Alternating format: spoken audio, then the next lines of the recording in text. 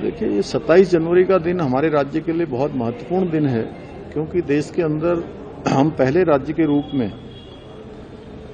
ये गौरव हमको प्राप्त हो गया कि देश की आजादी के बाद देश के संविधान निर्माताओं ने संविधान के अनुच्छेद 44 में जिसका प्रावधान किया था कि देश के अंदर समान नागरिक संहिता होनी चाहिए और उसको सबसे पहले लागू करने का काम देवभूमि उत्तराखंड के लोगों ने किया है और उसका 1 साल सफलतापूर्वक संपन्न हो रहा है। और मैंने जिस दिन ये लागू हुई थी तो उस दिन मैंने कहा था कि ये समान नागरिक संहिता की जो गंगोत्री है, गंगा है, जैसे देवभूमि उत्तराखंड से मां गंगा निकलकर पूरे देश को जल और जीवन देने का काम करती है, उसी प्रकार समान नागरिक संहिता की भी गंगोत्री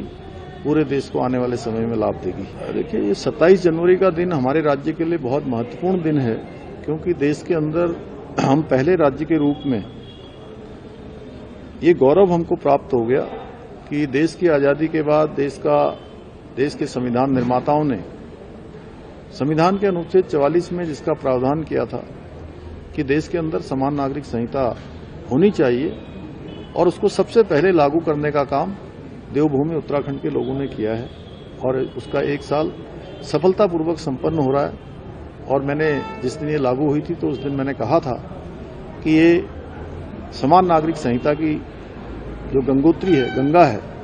जैसे देवभूमि उत्तराखंड से मां गंगा निकलकर